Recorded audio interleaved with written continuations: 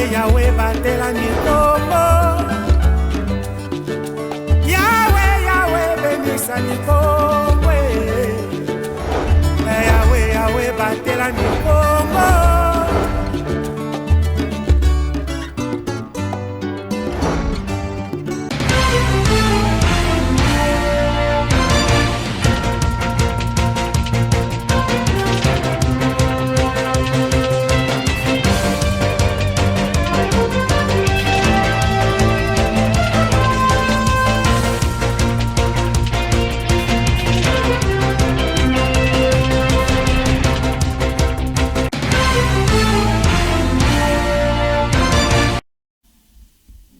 Grande est ma joie de vous retrouver à travers cette édition du journal sur ma bannière télévision.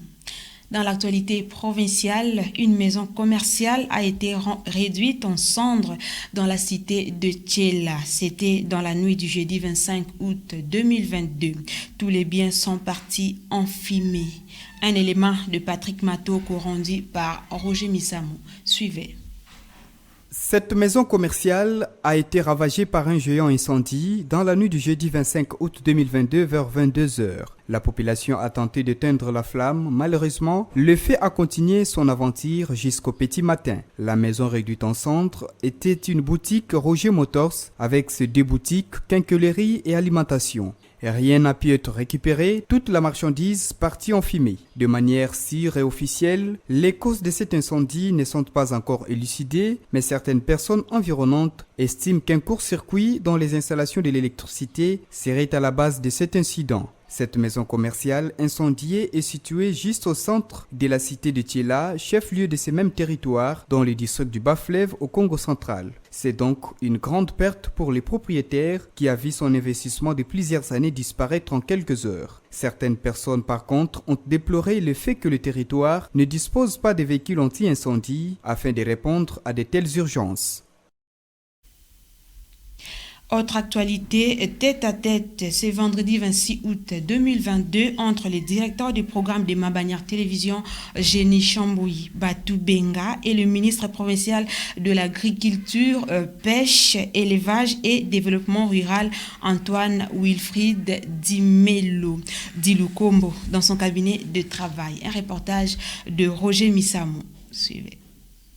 Pour la troisième journée de présentation des civilités auprès des membres du gouvernement Guy Bantontongidi, le directeur des programmes de ma bannière télévision FM, Génie Chamboui Batou Benga, a été reçu ce vendredi 26 août 2022 au ministère de l'Agriculture, Pêche, Élevage et Développement Rural en Kalankala dans la commune de Matadi. Des échanges très fructueux avec le patron de ce secteur, le ministre Antoine Wilfried Dilukombo, qui n'a jamais ignoré la nécessité de travailler en synergie avec la presse en vertu du devoir de redevabilité envers la population. Le directeur a enfoncé une porte qui était déjà ouverte.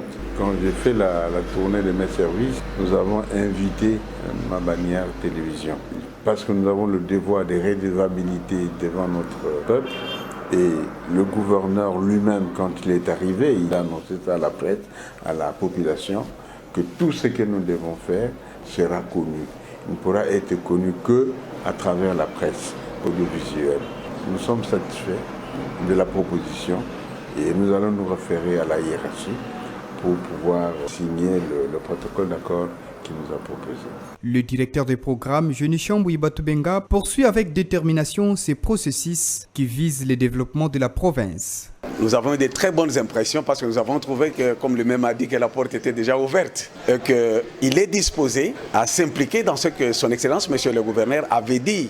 Vous le savez, à la place 24 novembre, dans son premier speech dans la ville de Matadi, il avait bien dit qu'il va régulièrement informer à la population ce qui se passe. Nous allons vraiment accompagner ce ministère pour que notre population puisse s'impliquer parce que c'est en ce moment qu'il y a le démarrage pour le développement du Congo central. Le développement étant l'affaire de tous, ma bannière télévision, à travers cette démarche, incite la population à s'approprier du programme d'action du gouvernement provincial pour sa concrétisation.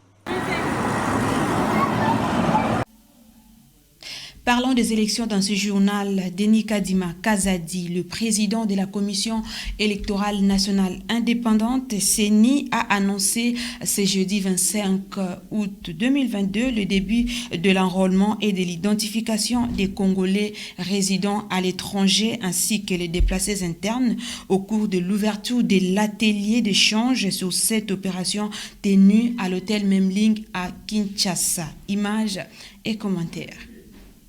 L'opération de l'identification et d'enrôlement des Congolais résidant à l'étranger et des déplacés internes va débuter à la mi-décembre de l'année en cours, période qui marque également la fin de l'année préélectorale en République démocratique du Congo. Le président de la Commission électorale nationale indépendante, Denis Kadima Kazadi, l'a fait savoir ce jeudi 25 août 2022 à l'ouverture de l'atelier d'échange sur cette opération à l'hôtel Memling de Kinshasa. Ces assises ont connu la participation des organismes nationaux et internationaux ainsi que les membres du bureau de la CENI. Le numéro 1 de la centrale électorale a souhaité que ces travaux produisent des éléments concrets avant le début de l'exercice de l'identification de ces Congolais de la diaspora. Cet atelier se veut pratique parce qu'il va en découler une approche que nous allons utiliser dans le cadre d'identification et d'inscription de nos compatriotes qui vivent à l'étranger. Si nous le faisons, c'est parce que ce sont des Congolais. La loi leur reconnaît le droit de participer au processus électoral. C'est clairement libellé dans la loi. Et nous devons se reconnaître que ces compatriotes jouent un rôle de premier ordre dans le social des Congolais. Ils participent avec des transferts d'argent. Alors on ne peut pas les reconnaître seulement quand ils nous envoient le code. On doit aussi les reconnaître en tant que citoyens qui participent à la gestion de la société. C'est important que nous fassions quelque chose. Évidemment, comme vous le savez, le processus électoral a été déclenché avec un grand retard. Il ne nous est pas possible d'aller dans les 66 pays où le Congo a une représentation.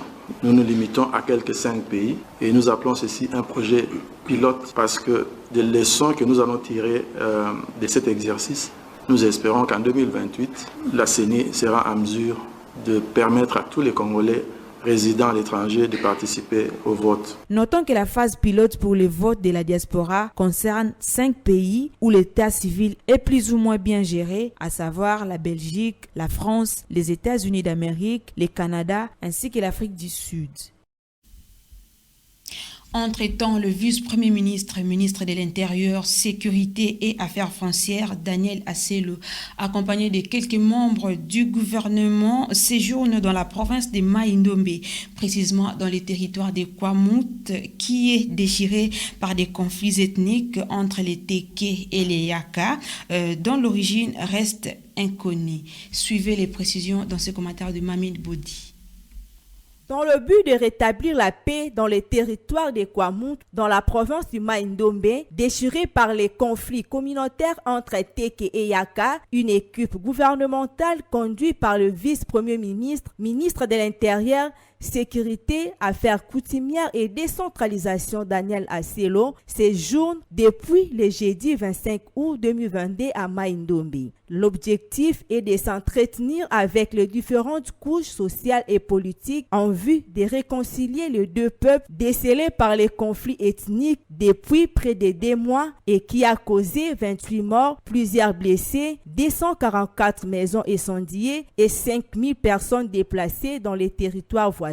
La gouverneure de province Rita Bola et le vice-premier ministre Daniel Asselo ont écouté les parties en conflit, évalué les dégâts et assister les sinistres qui vivent actuellement dans les territoires de Bolobo dans des conditions inhumaines. La chef de l'exécutif provincial de Mai-Ndombe, Rita Bola, a souligné que la situation est sous contrôle car les assaillants se sont retirés dans la forêt et qu'un effectif de 100 éléments de la force de sécurité sont déployés sur le lieu en vue d'assurer la sécurité de la population et de leurs biens. Les membres du gouvernement sont appelés à réunir les deux tribus et rétablir l'autorité de l'État dans cette partie du pays.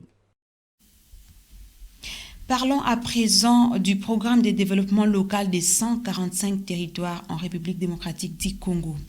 Le Bureau central de coordination BCECO a organisé un atelier de renforcement de capacité à l'intention des représentants des agences locales sélectionnées pour la construction des 124 centres de santé et la réhabilitation des 189 écoles à travers les 48 territoires d'intervention du BCECO. Pacifique Mwanda nous en parle. Quelques jours après la signature des conventions entre le Bureau central des coordinations BCCO et les agences locales d'exécution du programme de développement local des 145 territoires, le BCCO a organisé un atelier de renforcement des capacités du personnel de ces parties pour un résultat probant pendant et après l'exécution des travaux. Les agences locales partenaires du BCCO ont pour mission la réhabilitation des 189 écoles et 124 centres de santé à travers les 48 territoires d'intervention du Bureau central de coordination. À l'issue de cette séance de renforcement des capacités, le déploiement des équipes sera effectif sur terrain pour le début des travaux, a dit le directeur général du BCCO, le professeur Jean-Mabi Moulumba. À partir de la semaine du 29 août, les élèves vont se déployer sur le terrain pour lancer les travaux dans les 48 territoires d'intervention du BCECO. À la fin de cet atelier de renforcement des capacités, le représentant de ces agences locales bénéficiaires de cette séance de remise à niveau ont remercié le BCCO d'avoir organisé ces assises à leur intention. Je remercie BCECO pour cette formation parce que ça nous a donné vraiment le coup de comment nous devons travailler sur le terrain. Nous avions été éclairés sur les procédures prévues par le BCECO et je l'estime bien que ça sera transparent. Pour rappel, le Bureau central de coordination est l'une des structures d'appui au développement retenues par les gouvernements pour la mise en œuvre du programme de développement local des 145 territoires. Cet élément était des Pacifique Mwanda et rendu par Mamid Bodi. Mesdames, Messieurs, c'est la fin de cette session d'information. Merci de votre attention soutenue. Au revoir et bonne suite des programmes. Bonsoir chez vous.